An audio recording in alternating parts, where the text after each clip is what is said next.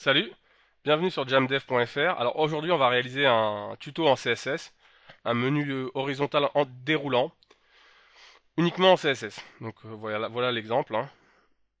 Donc on est parti. Donc je suis sur mon éditeur de texte, il n'y a rien de spécial. Là je vais supprimer ça. Et sur ma page index HTML, je vais remettre une structure de HTML4 classique. Voilà, donc là maintenant on a plus, on actualise, il n'y a plus rien. Donc je vais activer Live Reload, voilà. Là je vais mettre un titre, donc menu déroulant en CSS. Donc aujourd'hui on le fait uniquement en CSS, mais par la suite on rajoutera une surcouche de jQuery dans un prochain tuto. Donc mettez ce, mettez ce tuto de côté, hein. Donc c'est parti. Nous on va mettre le style CSS directement dans la page histoire de gagner du temps. Je vais pas l'importer d'un autre fichier. Voilà. Je vais directement faire un reset des marges. Donc margin 0 auto.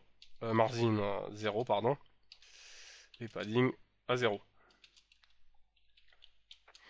Même si je sais pas vraiment pourquoi, ça suffit pas dans les menus. Donc ça, je vais le mettre sur une ligne. Hop, comme ça. Voilà. Donc ça fera rien de spécial pour l'instant. Donc on va commencer par le commencement. On va créer notre menu. Alors pour ça, je vais utiliser les listes. Donc les UL et les LI. Donc je vais créer, j'ouvre une balise UL avec la classe nav. Voilà. Et dedans, j'ouvre un LI dans lequel je mets un lien. Je vais mettre un lien. Hop. Donc là, pardon. Voilà.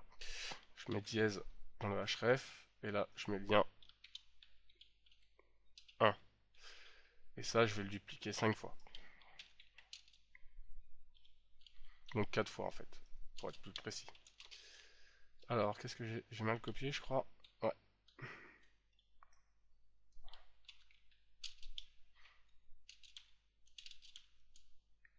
Une, 2, 3, 4 et 5. Voilà.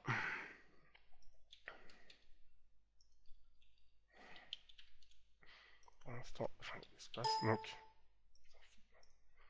voilà ce que ça donne. On va le mettre comme ça.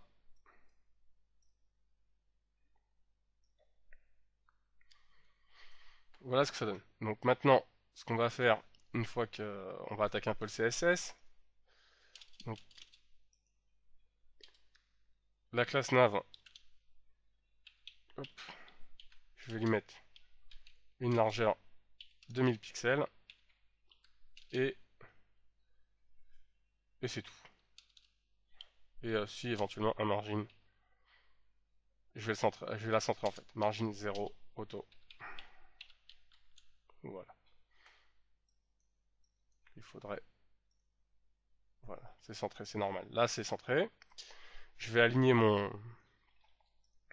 Je vais aligner mon menu, donc, je vais le mettre en horizontal. Pour ça, il faut jouer sur les LI en fait. Donc, ce sera .nav, .li. Je vais lui mettre un float left. Voilà. Je vais lui retirer les puces, des styles none.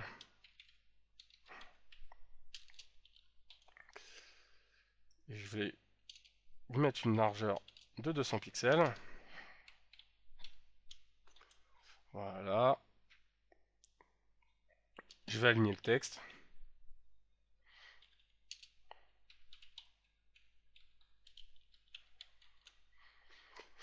Voilà. Et donc là, je vais en profiter, je vais même y mettre une hauteur. En fait, je vais mettre un line height de 30 pixels et une hauteur de 30 pixels. Alors en fait, le line height en général, c'est utilisé pour centrer verticalement le texte euh, en rapport à la hauteur. C'est-à-dire que si la hauteur de l'élément est de 30 pixels et que je mets le line height de 30 pixels, il va centrer le texte verticalement correctement. Donc voilà. Donc là, c'est pas encore visible parce que c'est fond blanc, mais quand on va mettre un peu de mise en forme, vous allez voir que ça va changer la donne. Donc ce qu'on va faire, c'est que je vais mettre un background. Pour ça, je vais je vais essayer de. J'avais pas trop réussi mon coup, mais je vais aller sur Gradient Editor. Je vais prendre une couleur sympathique. Enfin, je vais essayer en tout cas. Ça. Et je vais prendre la. Moi, je prends juste la couleur pour le navigateur Google Chrome. Mais si vous pouvez tout copier, hein, en fait. C'est juste que j'ai pas envie de surcharger de trop le code parce que ça fait beaucoup de code quand même le dégradé. Voilà. Donc au passage, je vais mettre une marge entre les LI. Vous allez voir que ça va partir en vrille. Je vais vous expliquer pourquoi. Donc je vais mettre une margin left pour que ça s'écarte à gauche de 10 pixels. On va prendre les chiffres ronds et je vous explique pourquoi. Pourquoi? Parce qu'en fait, là, j'ai mis une largeur de 1000 pixels et chaque bloc, j'ai mis 200 pixels. Du coup, maintenant, il y a la marge de 10 pixels qui s'ajoute. Donc du coup, si on veut que ce soit bon, il faut ou réduire ici la taille, donc retirer 10, ça veut dire passer à 190, voilà, ou alors ici augmenter à 50, donc de 5 fois 10. Voilà, j'espère que vous avez compris le raisonnement, c'est que les marges aussi comptent dans la taille comptent aussi dans la taille des blocs, voilà. Donc c'est pour ça qu'on remet les marges à zéro, parce que sinon il y a encore une marge par défaut des navigateurs qui veut encore fausser ce truc là. Donc des fois ça peut être un peu embrouillant quand on connaît pas ce truc. Cette petite astuce, pardon. Donc là, on va aussi, qu'est-ce qu'on pourrait faire? Je vais retirer directement tous les, sur les A, je vais directement retirer les textes décoration. Donc ça le fera toute la page, hein. Mais là, il n'y a que ça de toute façon. Texte none. Hop, voilà. Je vais les mettre en blanc.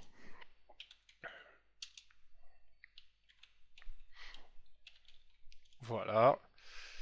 Euh, et puis je vais mettre font size.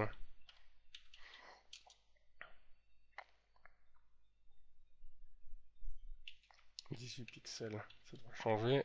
Voilà, un peu plus grand. Et je vais faire un truc que j'aime bien faire, c'est je vais prendre une police sympa sur Google Font. Google, on tape Font directement, comme ça.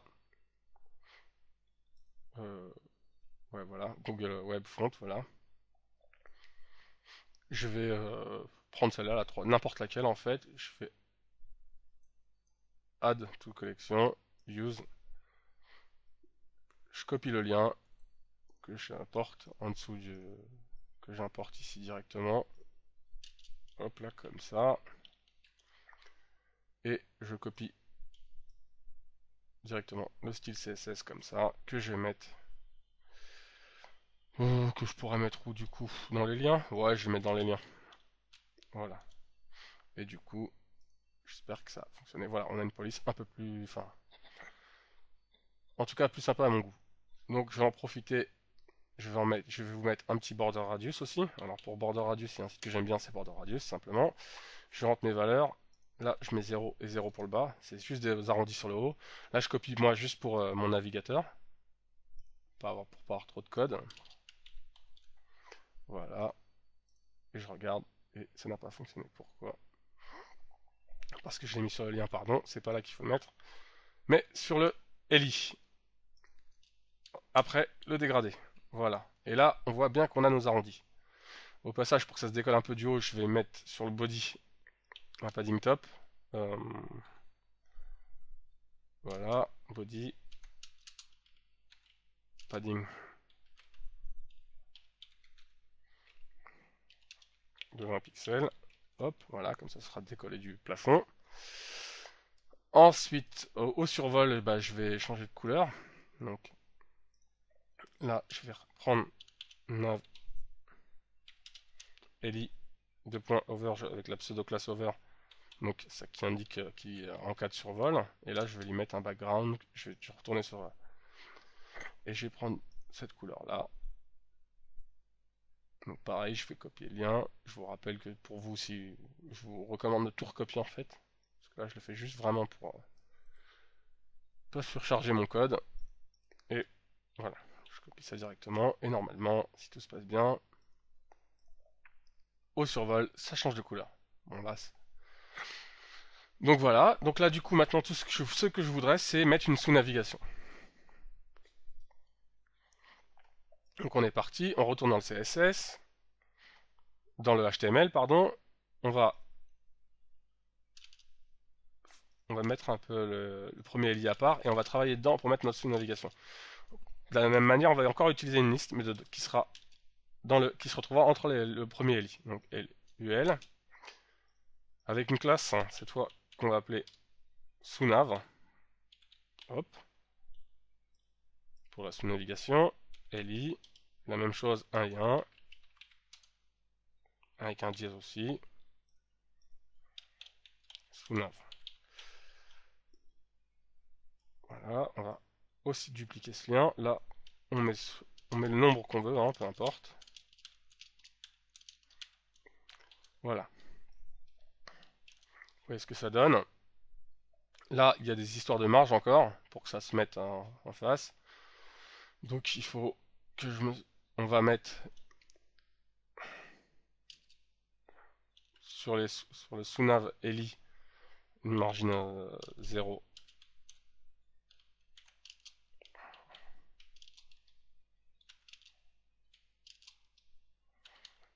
Alors ça c'est un mystère, hein. Je ne sais pas pourquoi, je n'arrive jamais à comprendre pourquoi. Là j'ai fait un reset de tout normalement de tous les éléments à 0, mais ça passe pas ici. J'imagine que ça doit prendre des marges par défaut, ça doit hériter des paramètres ici. Donc voilà, mais donc il faut pas oublier de le repréciser parce que sinon ça donne pas un bon alignement. Donc voilà. Ensuite aussi on voit que là ça a récupéré l'arrondi, mais c'est pas très joli. Donc on peut aussi l'annuler, hein, comme ça, en le mettant en 0. Voilà. Donc là, on a plus l'arrondi et c'est mieux. Moi je trouve que c'est mieux comme ça. Donc voilà. Donc là du coup, bah, ce qu'on veut, c'est qu'au survol ça s'affiche là, parce que là ça s'affiche par défaut. Donc ce qu'on va faire, c'est qu'on va faire un display none. Donc ça veut dire que pas d'affiche display, c'est affiché, hein. Voilà. Donc là c'est plus affiché. Et on veut que quand on survole le premier LI là, donc celui-là, ça nous affiche la sous-nav, donc la sous-navigation. Donc en fait, il faut donc appeler quoi, bah, point .nav de LI, à quel moment quand il est survolé, donc over, et ensuite appliquer à point sous-nav de LI un display bloc. Voilà, si je passe, qu'est-ce que j'ai oublié?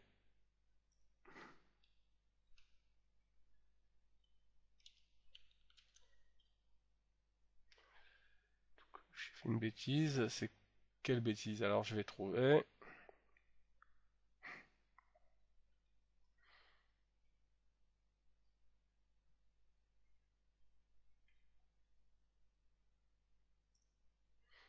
Pourtant ça m'a l'air bon, hein. Alors attendez, je me concentre. Hop. Nav LI over sous nav display block. Ouais, pourtant.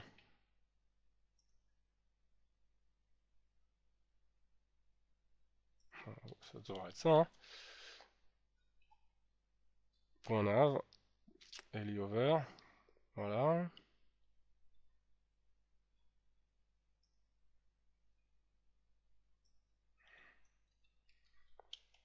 Alors, quand je survole la classe nav, point nav li 2 points over, hop, point sous nav. Ah, j'ai dû. Ah oui. Autant pour moi, hein. J'ai la bonne syntaxe. C'est ici en fait, vous voyez, j'ai juste oublié le S. Voilà. De LI, un display block.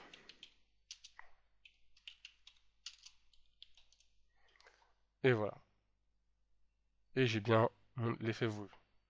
Ça fonctionne pas trop mal. Voilà, ça me paraît propre. Donc là, je vais recopier la navigation. la mettre sur sur plusieurs blocs. Pour que vous voyez que il y a pas de, ça fonctionne bien. Donc voilà. Et là par exemple sur le dernier bloc, on va écarter.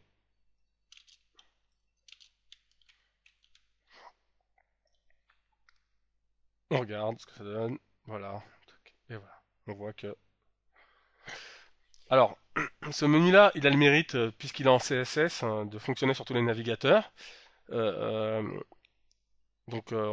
mais c'est vrai que bon, de nos jours, les menus ont un petit effet et compagnie. Donc voilà. Donc c'est quand même bien de le maîtriser en CSS pour comprendre, au cas où, pour faire une alternative au cas où le jQuery ou JavaScript n'est pas activé. Donc voilà. Et bah, on l'améliorera plus tard en y rajoutant donc nous une surcouche de JavaScript, de jQuery pardon, histoire de mettre un petit effet sympa. Juste pour info, tous les navigateurs n'aiment pas forcément j'ai remarqué, n'aiment pas forcément ça là. Enfin les Google Chrome, Mozilla, ça passe, mais les versions de IE, ils aiment pas forcément le LI over. Ils préfèrent plutôt le over sur un lien, sur le A. Donc ils préfèrent plutôt ça en fait. Voilà, donc moi je le code comme ça. Mais je vous préviens, si ça, vous avez des petits bugs comme ça vient souvent de ce petit élément. Donc voilà, bah, j'espère que ce petit tuto en CSS vous a plu. Et bah, je vous dis à bientôt pour le tuto où je rajouterai une surcouche de jQuery. Salut, ciao!